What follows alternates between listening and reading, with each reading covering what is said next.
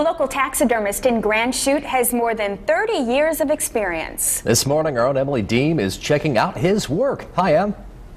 Yeah, take a look at it. We're surrounded by mounts this morning, you guys. We have everything from fish to deer, caribou, even a wild boar you see up there. All of this work is done by Jeff Robinson right here from Trails and Taxidermy Studio in Grand Chute. Jeff, good morning to you. Hi. You got some great stuff here. Take a look at this too. Tell me about these guys you got down here. Well, these are actually some buffalo. These are herd bulls. They're great, big, huge 5 to 6 year old animals. This is the more typical butchering size. That's about a 3.5-year-old animal, so you can get to see some of the size difference there. How long would it take you to put something together like this? They'll generally run about 2 weeks, hands-on time for each one. Wow, it is really beautiful. Another thing that's really beautiful, you really like to put the animal in its element. Tell me about this mount that we have back there.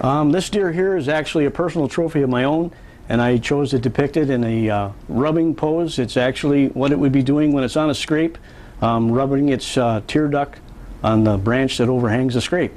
And I called it Making Sense. Wow, that really is beautiful. You have a bunch of other things in here too. Let's talk about the fish that you have over there. Sure. You know, something really cool that people do get their fish mounted as well. Right. Tell me about those. Well, actually all those fish are on hand-carved styrofoam bodies. I make each fish body to customize for that person and for that fish.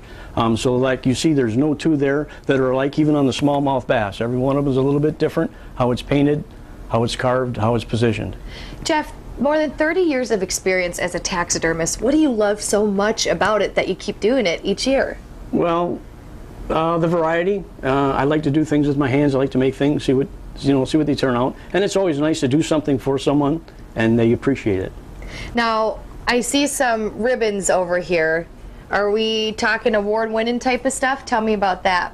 Yeah, years ago I used to go to some of the competitions and take some of my work. I did well with a lot of it, but it just is very time-consuming, so I don't really, kind of retired from the shows. Okay, I got to show this to you guys. Take a look at this mount over here. Tell us about this one, Jeff. I know. Yeah, it's an alligator. It's a pretty popular thing for some people to go down to Florida and the Georgia area. They harvest them for meat, and they're able to get their trophy that way as well.